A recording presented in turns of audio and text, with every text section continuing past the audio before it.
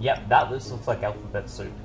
Hey guys, Saxby26 here, and welcome back to Let's Play TwinWorld, the final level. Does that say Maldur's temple or Maldur? It actually said Maldur's.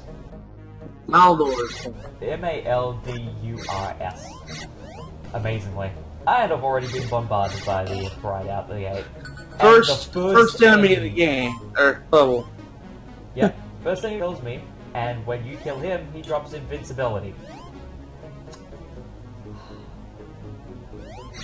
I mean, this game has an interesting understanding of the idea of difficulty curve. Yeah, definitely. Like, oh, you died to the enemy. Well, I think it would be better if you turned invincible. Okay. So now we've got wall-based flamethrowers as well, and flying imps, acid on the ceiling. God, it's just the hazards are so small. It's just like I don't understand how anybody could just, I don't know, just be all that. And probably my favorite, sarcastically, thing about this as well is because this is the final boss's domain. It means he's kitted out his castle to be the most dangerous thing possible, and sometimes puts arms reaching out of the bars that are the same color as the bars. You know, just if you couldn't have, you know, enough freaking hazards going on. You know, the fire spitting out. Now you got the arm. Also, enemies coming out of the walls as well. The thing that really bothers me, though, is the arms that come out of the floor are green, but the ones that come out of the bars are grey. He's keeping two types of things from outer space in his castle. Yeah, Maldur might be an evil sorcerer, but he's a very equal opportunity employer, that's for sure.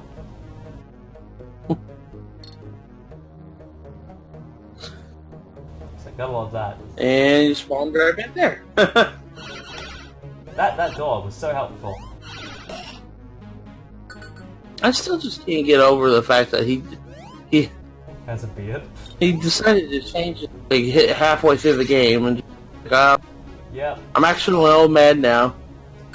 You have the ability to shoot magic orbs. Puberty came early this year.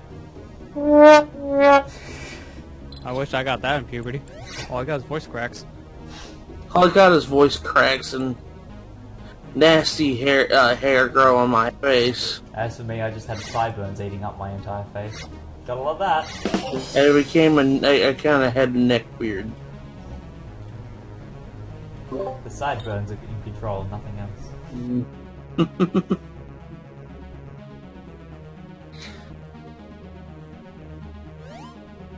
God, I was trying to avoid all that. What does the red orb do again? The red orb is literally just a collectible.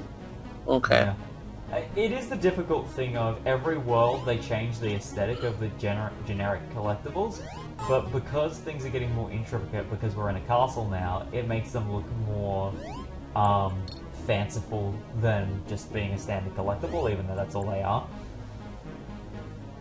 Also gotta love the thing of, we're in a castle now, which is this dangerous fortress, which means we're going to try and make things a little easier for you. How are we going to do that? We're going to label the floors. It doesn't actually... Genie time! I need more lives. I'm not happy with... Look at my life bar, just for context. And think about how it was last part.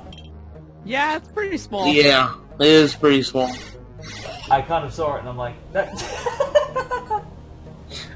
and they immediately drop a life, and I'm like, well, that was good timing at least. It's like, well, you can never be paired, I guess. Never can be too careful. Now, based on location in this castle, it is very easy to actually fall from floor to floor, like in World 3 with the water, and World 2 with the forest. Problem is, based on what hole you fall down, it might not necessarily go through to the other level, it might just be filled with hands. So you've got to pick your holes carefully if you can't avoid falling through it, because some of them do actually kill you, from memory.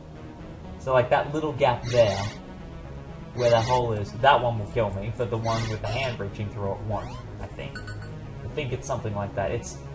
I don't remember if I go through, and of course, got to throw the dragon in there. Because why not? Wouldn't be this game without the dragon in there. We gotta have our staple three-headed dragon. And me just panicking, I'm like, okay, maximum ammo, let's just lay it into him. Oh, you're lucky he didn't get you. We've hit that point now where the main head's just like, you're right here and I hate you, and I am literally going to... Got all that! Wow! Wow! Talk about dick enemy placement. Yeah, seriously. Oh I can't even do anything about that. Like, I love the fact also that it put me through the door, it paused for a second, then spawned me in, and that's when the enemy bounced. And I'm just thinking, that feels incredibly deliberate. So I gotta love that. This game. Jump over the fire. Man, this game is gonna definitely teach you patience, that's for sure. Jeez. Absolutely. Don't you wiggle your fingers at me. Don't you wave. Don't you pretend everything's okay. You're in a castle. This is deadly. This is more deadly than Dracula's castle. Yeah, no. Dracula's castle is kind of tame. At least the local knows how to go upstairs. And of course, in the same fashion as the previous level, they've continued the labeling of the castle floors. So this is floor 5. But unfortunately, no. If you fall through the bottom of floor 5, you don't end up back in the previous level. You end up dead. Yeah, pretty much. It would be hilarious if that did happen, but no, not the case.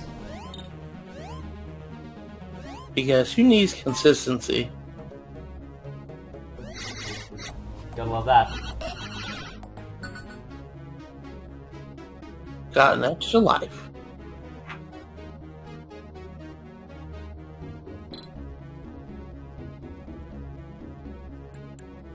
And you know, it's throwing me off. Like I don't know why it's throwing me off watching this game as much, but like, you know, background objects like that column, I thought that was literally like a wall that you couldn't pass through, but I keep seeing you pass through it. I'm like, no, that's just part of the background. Yeah, some things are just really weird to see still. I love how just a random tile will open up and imp will come out of it, and he'll just be like, I'm gonna fly lower than where I spawned in. So when I come around and I blindside you, I'm going to be in line with where you are. Have fun with that. Right there at the respawn point.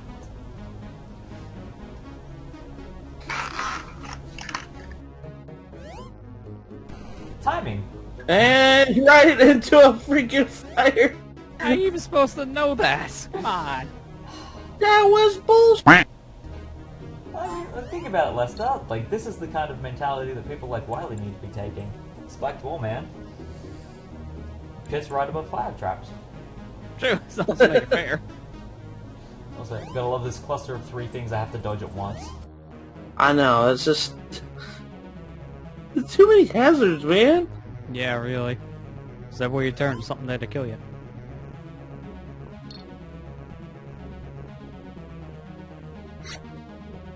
Yeah, this whole thing is throwing my depth perception off really bad. Because, again, I thought that staircase was just the end of the friggin', you know, wall there, and you couldn't advance any further. Part of the background. They have a weird way of doing stairs in this game, so that's understandably confusing. Yeah. Also, the fact that everything looks the same, and your only indicator for what floor you're on is at the opposite ends of the room. On that tiny Roman numeral that blends in with everything. Now, I know Ubisoft owned... when did Ubisoft make Prince of Persia, like the very first one? The first Prince of Persia came out in 97. No, 91. And it was on the Apple IIe, I'm pretty sure. Because technically, the Apple IIe was the first release, and the DOS Amiga release was actually a port. Something like that. Let's see. Like, there's a really good video I've watched called Stumbling Through Prince of Persia on Nearly Everything. That basically just sort of catalogs and chronicles the entire porting list of the first Prince of Persia game. And it's, like, when you see the different versions, it's insane to see, like, the differences between all of them. So, Yeah. Yeah, there's a lot of them. I have a list. This was released in 1989 on, let's see, 1, 2, 3, 4, 5, 6, 7, 8, 9, 10, 11, 12, 13, 14, 15, 16, 17, 18, 19, 20, 22 systems! Yep, that sounds about Holy right. crap. Nikes. The NEC PC, MS-DOS, Amiga, the Atari ST, Sharp X68000, I think that's what it is. The Amstrad CPC, Sam Koopa. A lot of these are just, computer systems. And then we have to get the real consoles later on, like TurboGrafx 16, Game Boy, Master System, FM Towns, that's a new one to me. Super Nintendo, Sega CD, the NES, Mac, Game Gear, Genesis, Game Boy Color. iOS twice, actually. It was released once, taken down, then released again, it's a different version. 3DS and Wii via PC versions. Oh gosh. There was a lot. You want to talk about how Sonic 1 was ported so many times? Good lord. There was a lot. Sonic 1 ported so many times, and yet Android and iOS are the only platforms that have the Christian Whitehead build. Yeah. I was convinced so when insane. Sega Ages came to Switch that we were finally going to get it on an actual console, and when it wasn't, I was just, how is this still happening? But for some reason, it was a modified version, because we got the drop dash. I'm like, okay, but can we just have the Christian Whitehead improvements too, please? I'd like to be able to, finally a power in a location where I can actually use it on the entire dragon, not half of him. Oh, when everything... And it's gone. Yeah, literally no way I could have got down to him in time. But yeah. How fantastic was that? Don't you give me the finger? So here we are, the medallion is finally nearly complete, and now we are in the middle of Maldur's throne room. This is the last level. I said Moldorm for a second. I thought you said Moldorm. I was like, that is not a slippery hamburger. That is not a bold one, no. So, he spawns enemies of every single variety that have been common amongst every world, and starts activating periodically each of the fire traps. And now, even more annoyingly, each of these enemies is going to move atypically to the way they do. As you saw the hopping guys, normally they're stationary. They're moving now. Now they're moving. Yeah. They're hopping. They're hopping mad. You're funny. So basically now we have an enemy gauntlet of everything going on. Now the really nice thing they do in this is they let you still use the genie, which is crucially important. Especially considering buying invincibility, lives, and ammo is important. But also, every time you would die, they just reduce your life bar. They don't force you to a respawn. Problem is, that means you can easily eat through your life bar without realizing. Yeah, because they'll think of it as... But on the upside, it means you can keep fighting the enemies as each one spawns in. Which is, I find it's quite helpful for this level, because I remember getting to this as a kid and freaking out so much from how much is going on. You can even see, look, the spawning moving hands in now, the invincible Satans. And they're just moving across the room as the birds come at me, so you gotta love that. It doesn't help that the birds are the same color as the pillars in the background. Yeah, because like in every other world they've been brown, and now they're making them like a silverish grey to match the castle with that paint. Yeah, was not a good design choice. No. Also, the flying height of and look, dragon! It wouldn't be ever without a dragon! Yep, even in a boss room, they're just like, have a dragon. Now, I can't remember if there's one at the other end of the room. There might be from memory. And then, after all of that, Maldur leaves his throne and turns into, when I work out what corner of the room he's in, maybe where the fire's coming from, he turns into a giant dragon. His only weak point is his head, and if you run out of ammo, you cannot finish the game. This is basically the Crash Bomb Mega Man 2 situation. Or actually, no. Bubble Light to be particular. I'd even argue it's kind of the Super Ghosts and Goblins, if you've got the right item to actually attack the boss with, kind of issue. Yeah. Like, try beating the demon with a knife. Because you won't. I mean, it's effective. Why the heck does the shield do more damage? So, what I find is the best thing here is, if you haven't used a flute at all up to this point, now is when you want to use it, and focus it on two things: lives and ammunition. Because purchasing ammunition fills in all of them. Not just the basic shot, not just the mid shot, the large ones as well. It gives you 25 of each from memory. Which means then, he dies. Yes, you're better off just buying that. We get given automatically the last piece of the medallion, and with that, Maldur has been defeated. You finished the game. And the sun rises over the hillside. And look, there is a distinct lack of imps and faces in everywhere. Now look at the death count, gotta love that. And with that, the medallion is completed. Enter your name, Molly. Gotta love that high score. Oh man, look at all those names you can barely read because it's on yellow text with yellow background. Oh my gosh, who thought that was a good idea? Let's go again. Nope. I don't feel like it. Because I hit enter and it literally goes, hey, you want to start up a new game again? I'm like, are you actually serious? Not even a new game plus, it's just like, let's go back to World 1!